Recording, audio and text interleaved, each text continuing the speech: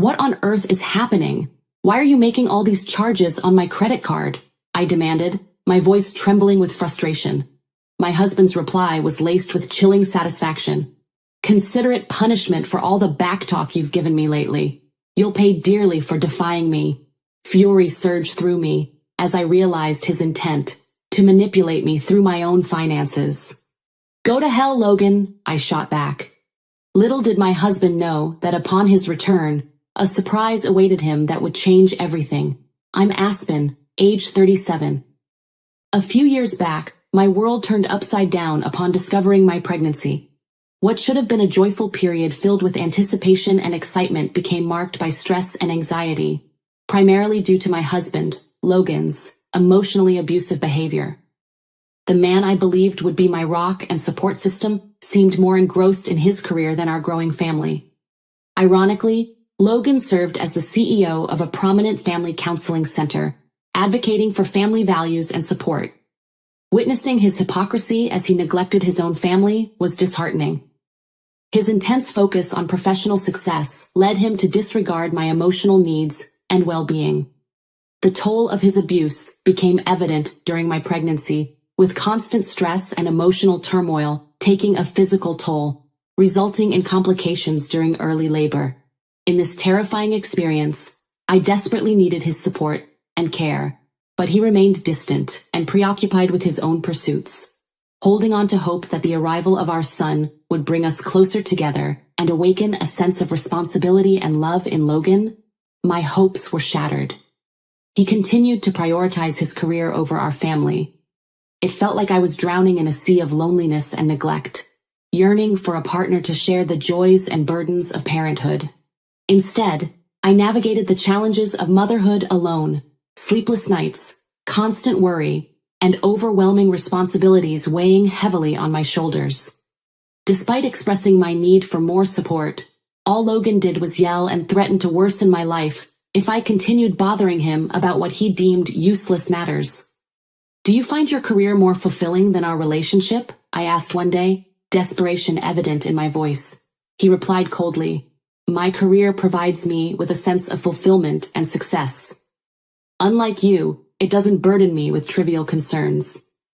Do you consider taking care of your son insignificant? I pressed, hurt and frustrated. Please refrain from addressing me in that manner, he snapped. I've already informed you that I'm occupied. Leave my office. Handling Roy on my own was challenging. He deserved his father's presence, but my husband stubbornly refused to take part in raising him. I have more significant responsibilities than babysitting. I need to focus on my career, Aspen, he said. How can you dedicate yourself so diligently to a company that emphasizes family values, yet neglect your own family? I asked, the resentment clear in my tone. Please don't question me. You'll regret it, Aspen, I assure you, Logan replied angrily.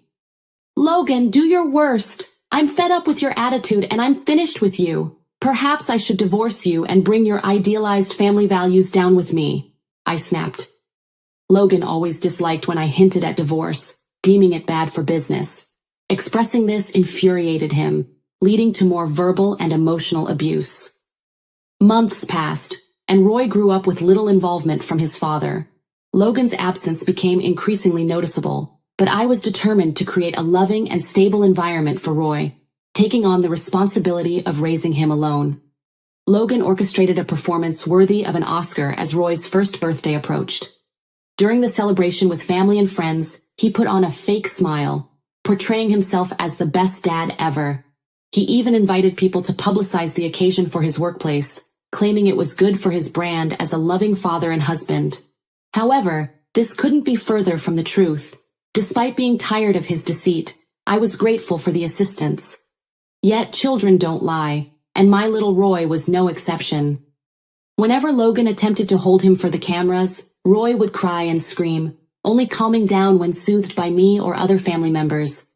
It puzzled people that Roy reacted so strongly whenever his seemingly loving and present father tried to hold him.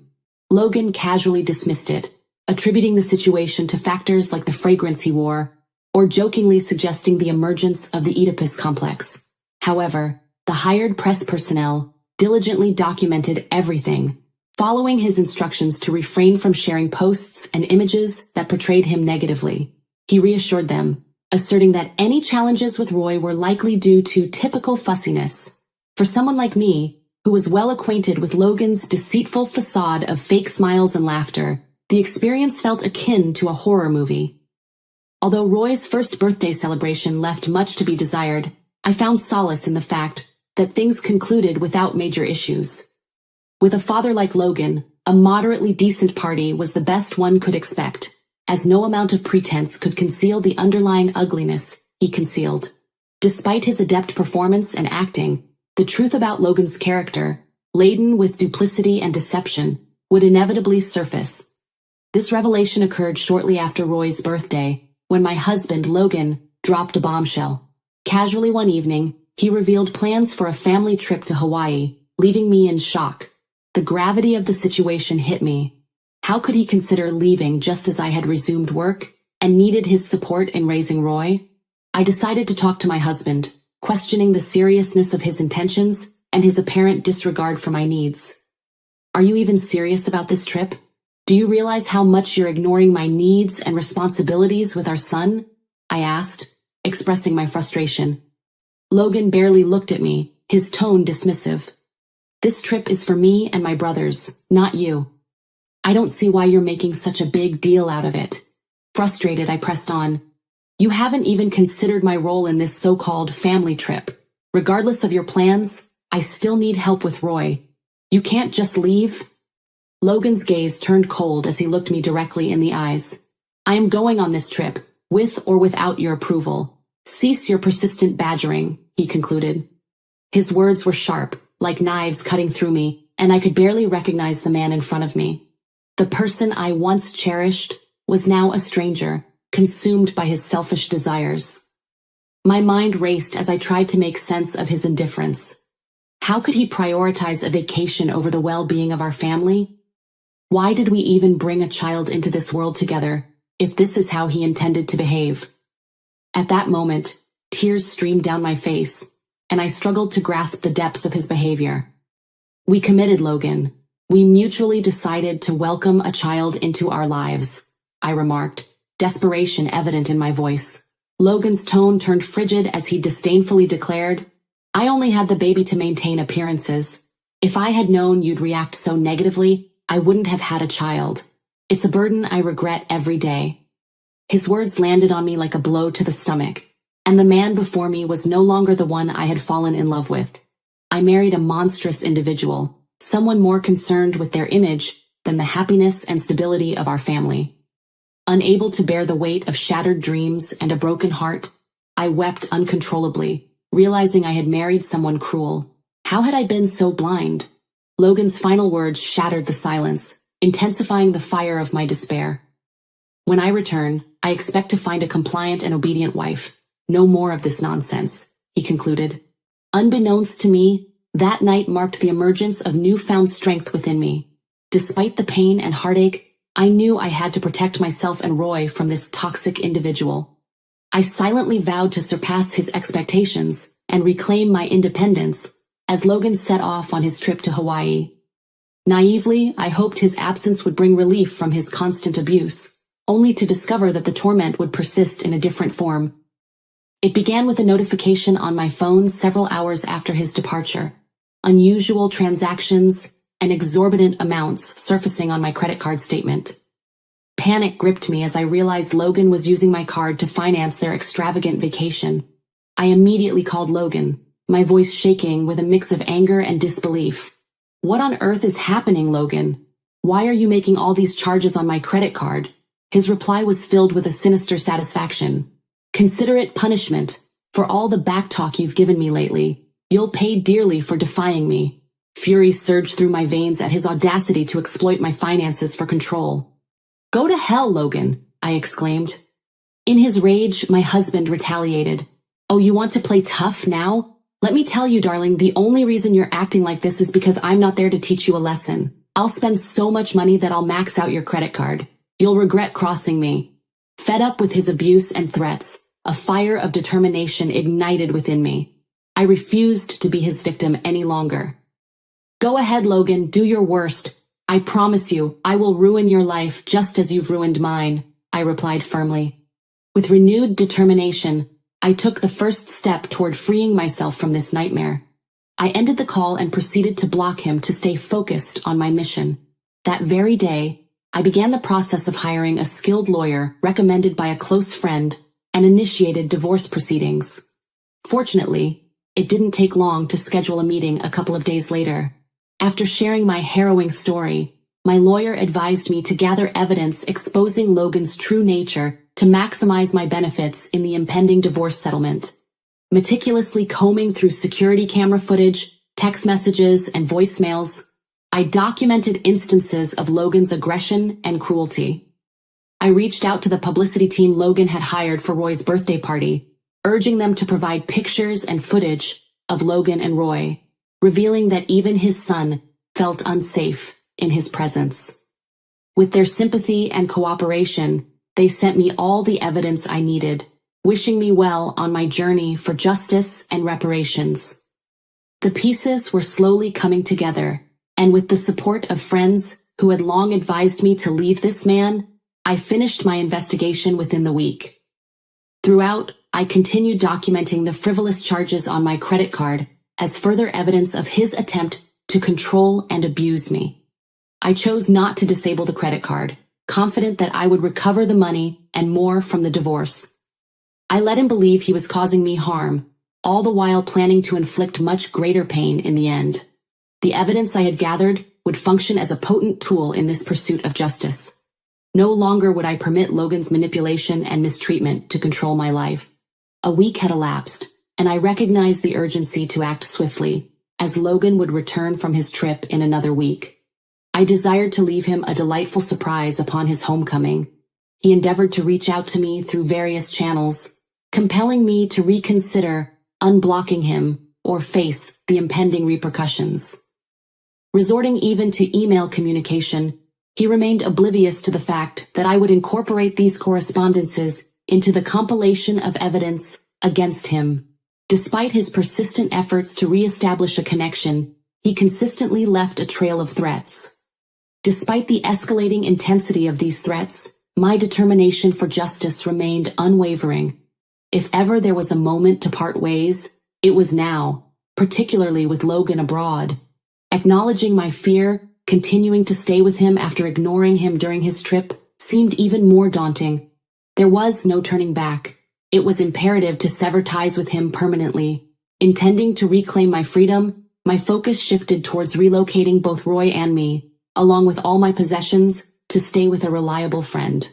Logan's trip to Hawaii catalyzed my emancipation, as his attempts to manipulate me only fueled my resolve to escape his detrimental influence. The storm was brewing, and I was ready to unleash its fury.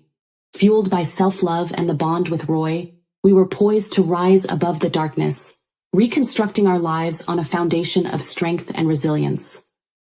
12 days elapsed since his departure, and I took pride in my progress. Securing legal representation, initiating the case-building process, and successfully extricating myself from the toxic environment marked significant achievements. Recognizing the invaluable support from friends and family, I understood that their assistance played a pivotal role in my swift departure and recovery. As I finalized the move and gathered my last possessions, Logan's brother reached out, likely acting on behalf of Logan himself. Frustrated, he conveyed his dissatisfaction, accusing me of immature behavior and insinuating that becoming a parent had impacted my mental stability. I took a deep breath, trying not to rise to the provocation. "I'm not interested in discussing this," I replied firmly. "If that's all, then this conversation is over." After a pause, he handed the phone to Logan, and it became immediately clear that my husband felt just as combative. His voice dripped with disdain. "Hello, Aspen. I'm sick of your defiance. Do you really think you can keep acting like this?" he asked. "Why are you calling me? I have no desire to converse with you," I replied, not hiding my displeasure. "Are you still engaging in childish antics? Has becoming a parent messed with your head?" My husband kept pressing. "What is it that you want?" I asked sharply. He took a deep breath. "I just wanted to inform you, since you went ahead and blocked me, that upon returning from our vacation, The boys and I will be having a celebration," he continued. "You truly entertain me if you think I'll undertake all those tasks for you and your siblings," I retorted, my voice edged with controlled anger. "I'm responsible for taking care of the baby, and I'm not going to let you indulge in all your juvenile antics." Logan cut me off, now sounding almost amused. "It's not just myself and my siblings making a comeback. I've also invited key stakeholders of the company. Therefore, preparations must be for their arrival. Make sure the meals are prepared, and it would be wise for you to dress elegantly. We'll be back in the early morning, so everything should be set by then," he concluded. I seethed with anger. How dare he address me so disrespectfully? Hearing him speak now illuminated the foolishness I had tolerated for far too long. Removing the rose-tinted glasses revealed the true ugliness of this man. He embodied a monstrous demonic presence, and the realization that I had endured his company for an extended period repulsed me. Instead of showcasing my newfound strength and determination through a confrontation, I chose to pause and take a deep breath. "All right, Logan, no need to worry," I replied, holding back the storm brewing within. "You, your brothers, and your superiors are about to be taken aback by what I have planned for you." Logan's voice softened into a smirk. "That's the spirit. That's the kind of partner I desire. We'll talk later. I'll send you a list detailing all dietary restrictions and such," he finished. I concluded the call and exited, leaving the divorce papers on the kitchen counter alongside my ring. Collecting the last of my belongings, I bid farewell to a chapter of my life that had haunted me for far too long. Logan's reappearance after his lavish journey to Hawaii, a mere 24 hours later, confronted him with a scene that rendered him utterly astonished and self-conscious. I'm certain that as he entered through the front entrance, his gaze must have widened in astonishment at the unnerving stillness and the partial vacancy of the house. The vanishing act of his spouse and offspring, along with the unmistakable existence of divorce documents resting on the kitchen counter, undoubtedly plunged him into a state of profound disbelief. How I yearned to have observed the entirety of shock and dismay imprinted on his countenance. I savored the anticipation of him realizing that his dominion of control and manipulation had crumbled under the force of my determination. However, my joy was short-lived, as calls flooded in from his two brothers and the deceitful Logan himself. His anger resonated palpably through the phone as I reluctantly picked up. Logan's voice erupted with fury, demanding an explanation for everything. "What's the meaning of all this? Do you think you can just walk out?" he fumed. "I have crucial shareholders on my side and they're just as perplexed as I am."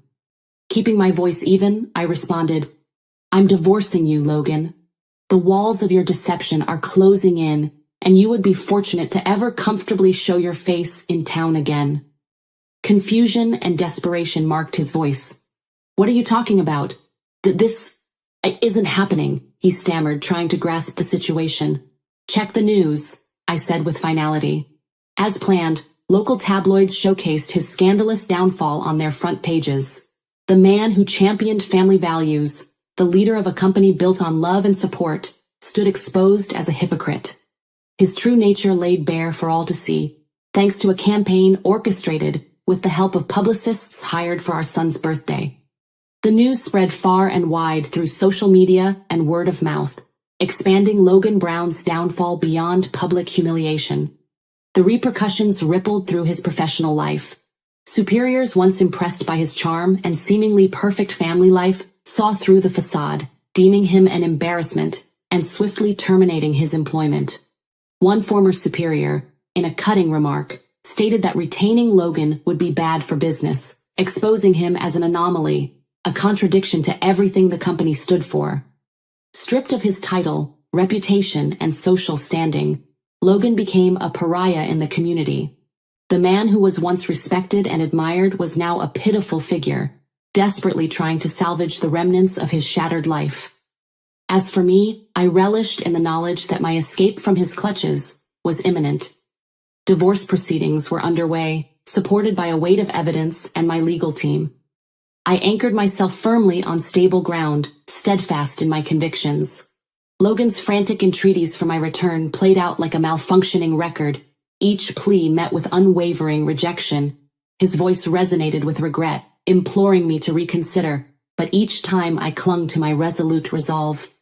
Aspen, I implore you to come back. I've acknowledged my errors and I genuinely repent. Our family is worth fighting for, he pleaded, his tone wavering. Logan, there's no prospect of reviving a connection with you. Roy has enlightened me on the essence of a loving, supportive partnership. We both deserve more than the toxic relationship you offered, I replied, firm in my resolve. Aspen, I am incomplete without you, he continued almost desperately. I've forfeited everything, and the idea of existing without you is overwhelming. I'll discover how to embrace Roy. I assure you, I'll do whatever is necessary. Logan, that's no longer my concern. This is the outcome of the decisions you made, I replied, unmoved. His sorrowful pleas reached me, but I remained resolute.